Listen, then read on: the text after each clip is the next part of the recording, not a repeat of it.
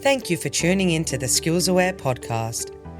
We are a human-centered, AI-powered skills recognition engine transforming how people and organizations understand and grow their capabilities. Each episode features insightful conversations with industry leaders, experts, and innovators who share their knowledge, experiences, and ideas on workforce skills, skills recognition, skills literacy, artificial intelligence, and so much more.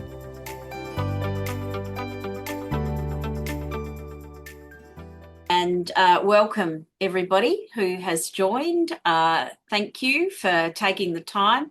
I appreciate that in today's world where you have so many things happening, it's hard to find the time. I'd also just like to take the opportunity to acknowledge the traditional owners of the lands on which we're meeting today. And while we're joining from all across the country, I pay my respect to elders past and present and extend that respect to any Aboriginal and Torres Strait Islander peoples with us today. I think it's really important as we come together to discuss skills and capability and opportunity that we recognise that this country holds the world's oldest continuing culture, and it's where skills and learning has always been built through lived experience, community and practice. And I think that's an important point to remember. So thank you all for being here. I'd like to now welcome my colleague, Mark Keough, who's the Executive Director and Co-founder of SkillsAware. And as he said before, I'm Yasmin King, also a Director and Co-founder. And to start us off, we thought we might just play a short compilation of why we thought it was important to focus on construction today. Can I hand over to you, Mark, to play that? Sure. So let's just see what other people are saying in the community about this. So let's see if this... Right now, builders are telling me we face a shortfall of more than 83,000 tradespeople. To put that into perspective, that's enough to fill every seat in the Sydney's Olympic Stadium, and we'd need each of these people on the tools just to meet today's demand. Those numbers break down to around 22,000 more carpenters, 17,000 electricians, 12,000 plumbers, 4,500 bricklayers, and around 3,000 concreters. Without them, slabs don't get poured, frames don't get built, and bricks don't get laid. A new report has warned a shortage of construction workers in Queensland will cause building delays and cost blowouts. Queensland has a lot of work in the pipeline, everything from housing to roads, hospitals to energy. The state government's spending a record $116 billion over the next 4 years, and it's all being supercharged by the Olympics. The problem is, who is going to build it? There's no doubt that the availability of skilled workers has been the biggest problem that the Queensland industry is facing. Construction Skills Queensland has done the maths. We're already about 15,000 workers short, but that's projected to rise to 35,000 in 2028. So that's some really, really stunning figures. And if you add on the Civil Contractors Federation, who say that we're going to be short 330,000 workers within the next 2 years. So, the numbers are just extraordinary, aren't they, Mark? Yeah, absolutely. It's what's fascinating about this though is skills is one factor. There are other factors, of course, but there are many, many, many people who have the skills, and if they could get recognised, could have become leaders in the field, could become supervisors, could be really making a contribution. So that's the space we're working in. Yeah. Yeah. And I'm sure that none of this is any shock to those of you who are working in construction every day as you're trying to work out how the hell you're going to fuel your pipeline with the workforce that you have. And it's fair to say, Mark, the government is trying to respond in doing some things. And I think the budget saw some announcements, didn't it? Yeah, it's very clear, isn't it, that the government recognises the problem, the industry recognises the problem.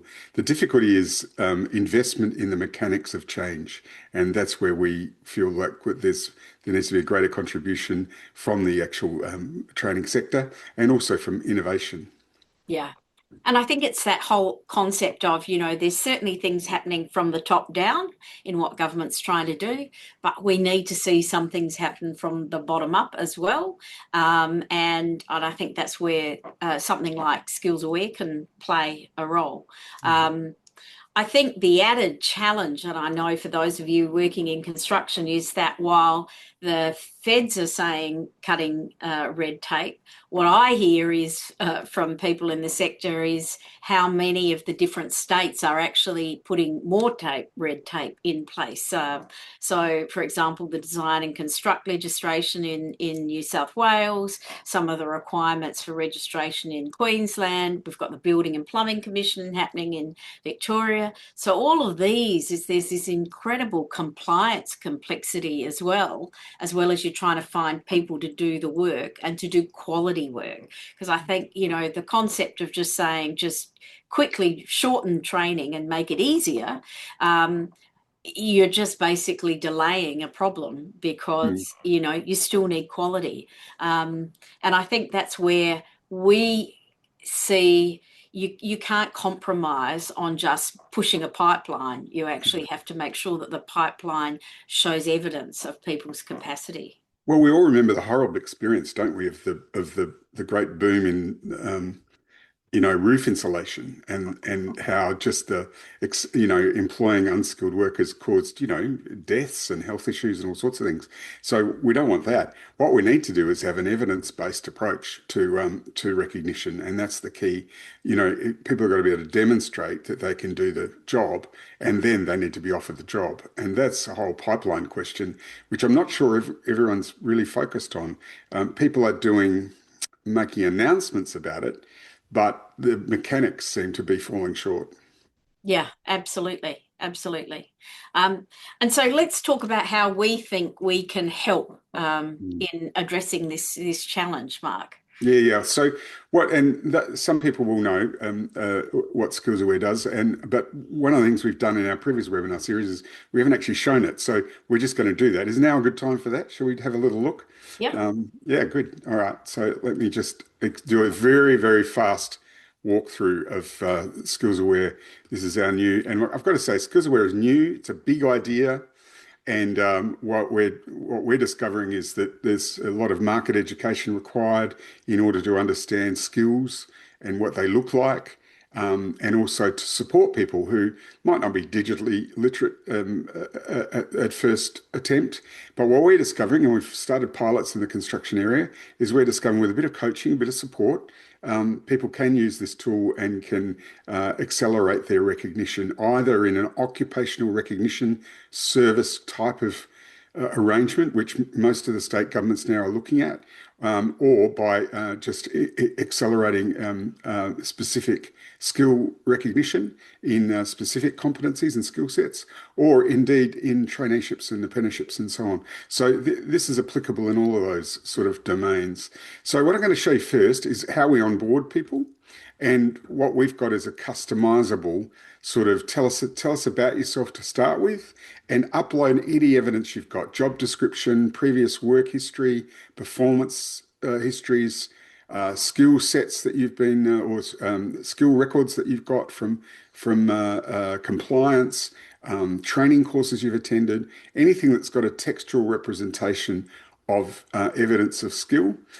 We'll do, and not too far away, that will include videos and video transcripts. So we're working on that in the background right now.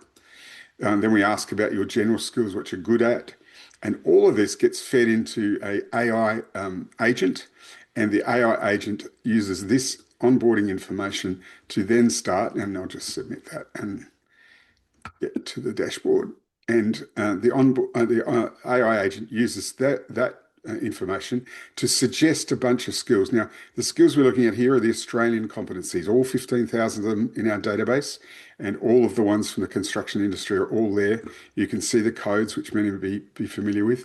You've got suggested skills, you can hide them. There's about 100 suggested skills here that I can choose. Construct roof gardens. Well, I haven't done any of that.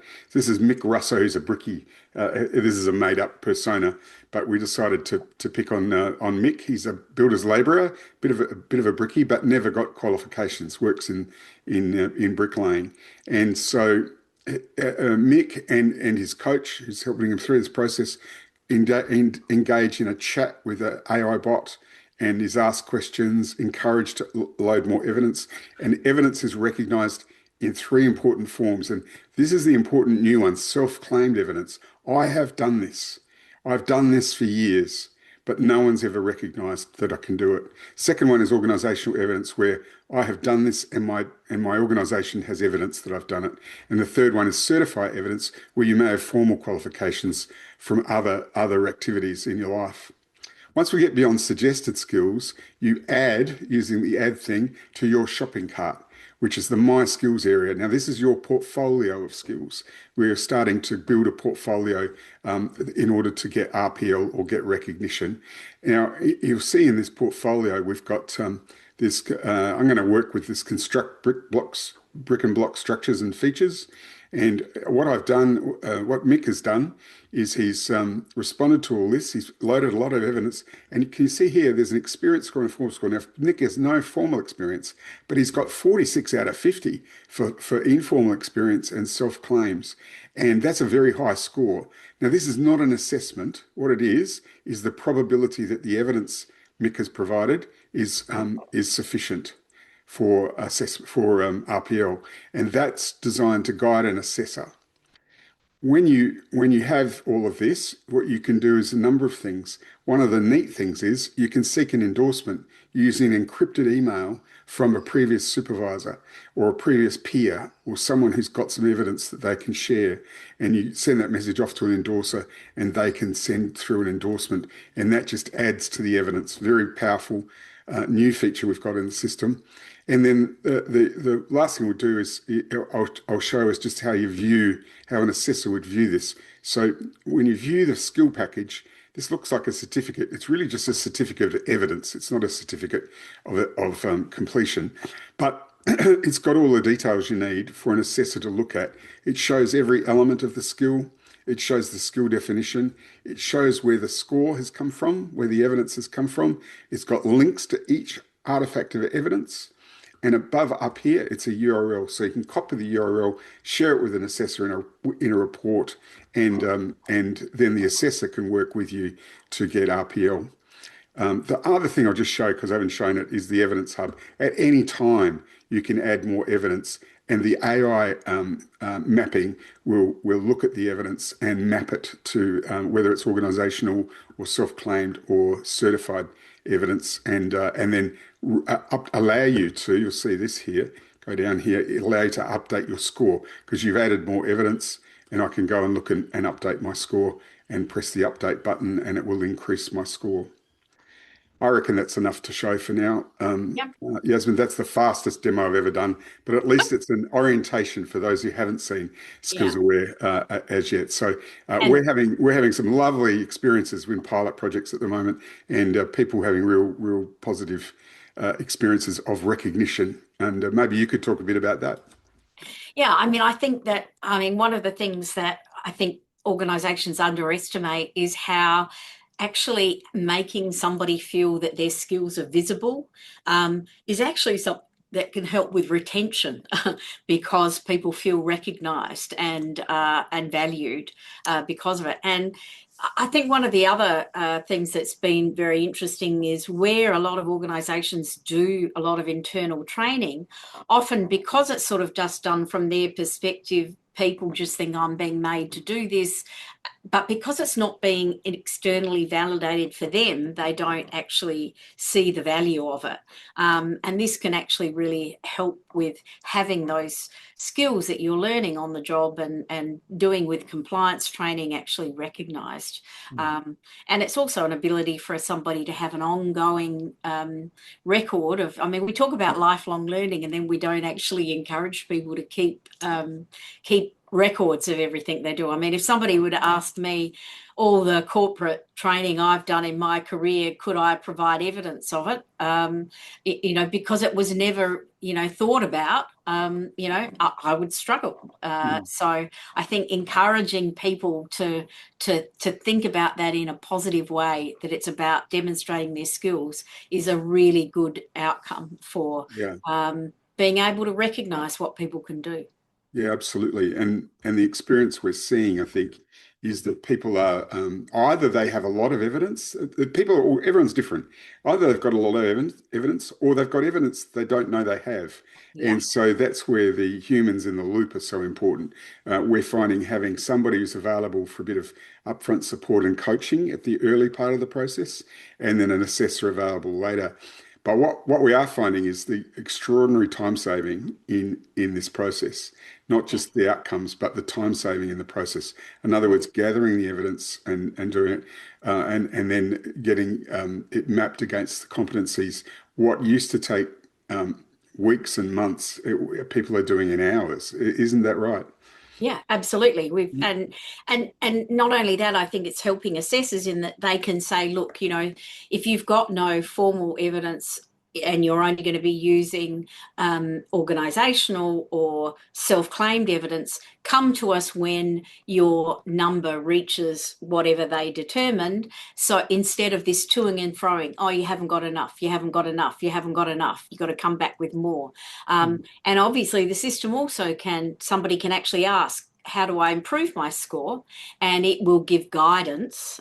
It won't do it for you, but it will give guidance of what sort of things you can go and seek to improve your score. It's also worth mentioning that you can talk to the AI agent as opposed to type. So it for somebody who's not comfortable with inputting data, they can do that.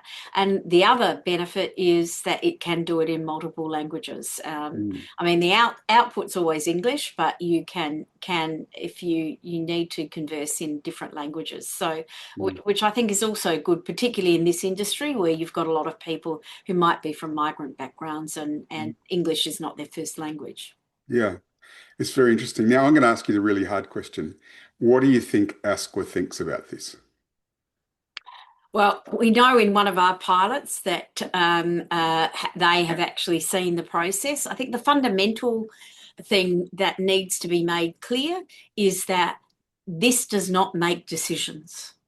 The decision is made by the assessor, but it helps the assessor in that it does that administrative mapping very fast, and it also very clearly articulates why it's made the probability assessments that it has, and so that assessor can see that in quite granular detail and say, I want to have a bit more look at this, or there's clearly a gap here and this is where somebody needs to have additional training, etc. The other thing we found in one of our pilots is that people who thought that it would be a lay down misère because of their experience that they would get RPL straight away actually were able to clearly see themselves that they actually didn't have sufficient and that they needed to do more. And that's been an unintended benefit that we've heard from assessors in the process that they didn't expect.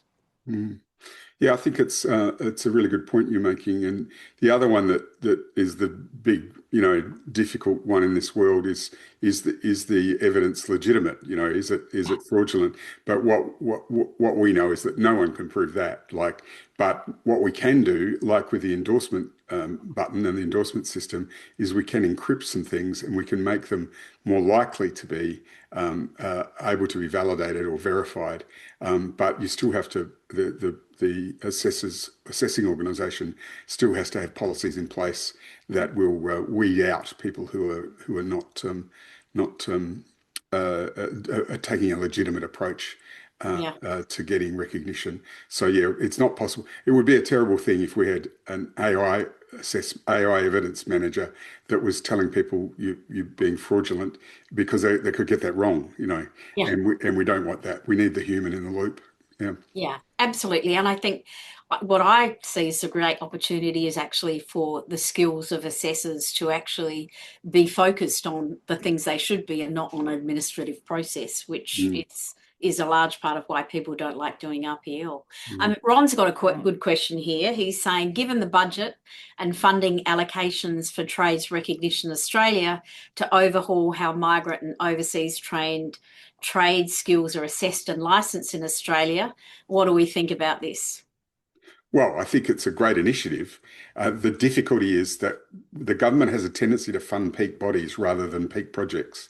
And so, often very large amounts of funding gets dissipated as organisations like Trade Recognition Australia try to herd all the cats in the vet system.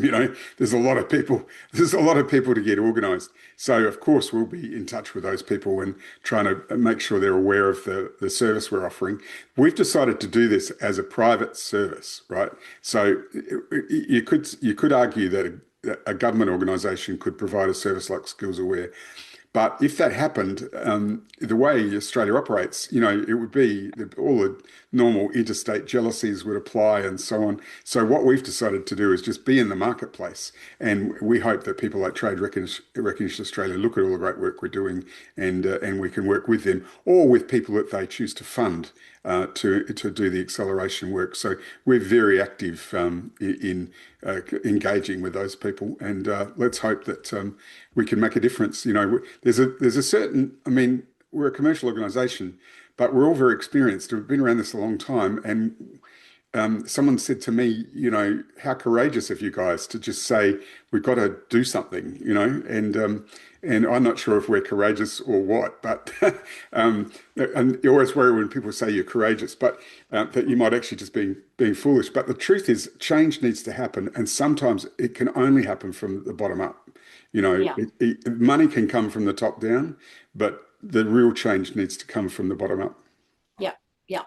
And having been involved in a couple of tech startups in my life, I know that you can have the best product in the world, but if people don't want to use it, don't engage with it, it won't work. And I think the fact that we've made this from it's the individual who owns the data and it's from their perspective is a really critical differentiator, because that incentivizes the individual to engage, right? Because there's something in it for them, right? And I often use the example of, I look at what we've done, for example, with health records. People don't see that as their health record. They see it as the government's health record or doctors' health record, not theirs. And I think that's why it's had, a challenging engagement. We use the metaphor, the excellent metaphor, I think you thought of it, of the when you start to form your skills portfolio, it's like a shopping cart. And in many ways, skills are a tradable entity.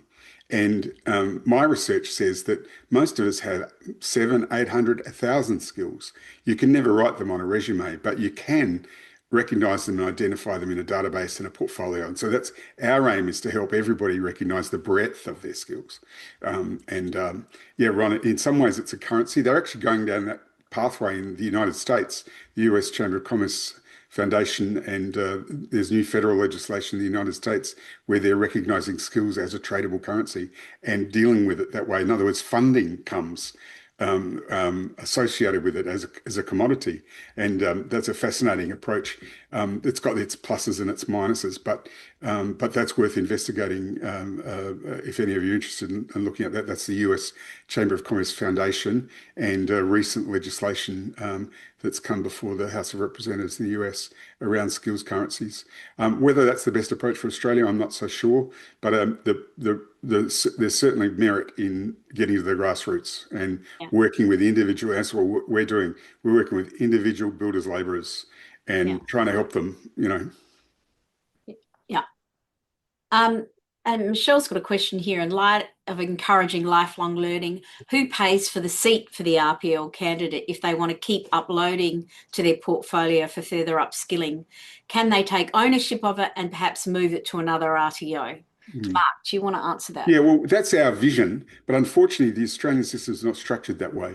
There is a certain expectation that the government pays for training or subsidises training, and so who pays is always tricky. But, the individuals are paying. What we would say is that, let's just say you've got to pay $3,000 to get RPL for a certificate 3 in something, let's say in carpentry.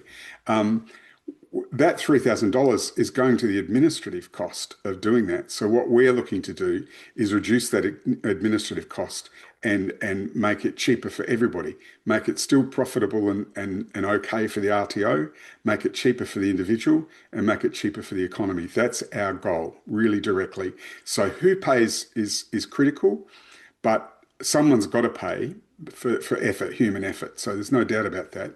What we're trying to do is get governments to be a bit more enlightened about the importance that the money gets to the grassroots. It doesn't get sucked up in bureaucracies. Yeah. I think the other part, though, in answer to your question, Michelle, is that ultimately we see that it will get sponsored by, through an RPL process or through an employer doing it, but then it will be the individual who then chooses to maintain their portfolio and own it. And so they'll pay a subscription, like a Netflix subscription, to keep it. That's our ultimate goal, and that they will then continually update it through their life and through whatever jobs and whatever on-the-job training or volunteering or whatever they do, so that they can continually. And I think it's going to become critically important in a world where, the concept of a traditional career path is really dissipating, right? People will be a portfolio of skills which they will then need to package up to determine what sort of jobs and roles they're doing. Yeah, and the tricky thing is, as we know, we've all heard employers say, if I train them, I don't want to train them to leave, right? But that attitude has to change. And that change in attitude's got to come from the top down. Yeah. Someone's got to have the courage in senior political and bureaucratic leadership to say, look, if we're going to invest in training, it needs to be for the community and the economy, not just in that kind of pernicious manner of like, well, if I spend money on training my people, they're just going to leave me. Well, if they're leaving you, it's not because you spent money on the training. It's probably for some other reason. But nonetheless, we've got to get that out of the marketplace. That's not helpful to anyone. Yeah, I think also that we do actually spend a lot on training. If you look at how much money is spent across the Australian economy, it's significant, I think, and we're one of the highest countries spending on training, but yet we have one of the lowest productivities. So something we're doing is not working, right? Yeah. So we need to do things differently, or else, it's, what is it? The definition of insanity: keep doing the same thing over and over and over again. Over and over, and you don't get a different outcome. Well, it's been great today, and this will be available. I know some attendees will look for this podcast as a link, and there are a couple of people who registered who couldn't attend, so we're going to make sure they get the link. This will be available. It's on our website. We're creating a whole series of webcasts for ongoing support for the industry. And hopefully, and if anybody would like to reach out for more specific information, Mark and I are always very happy to assist and give you a more detailed look. But we really think that in order to do something different, we're going to have to start looking at taking more innovative approaches, and certainly we hope that we're going to be part of that. Yeah. So thank you for your time. Really. Yeah. Thanks for coming. Thanks, Thank Yasmin. you, Mark. Yeah. And have a great afternoon, everybody. Bye.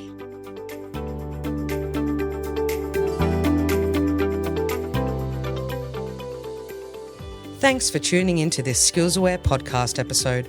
Don't forget to follow us on your podcast app so you don't miss a thing, and be sure to visit our website at skillsaware.com to learn more.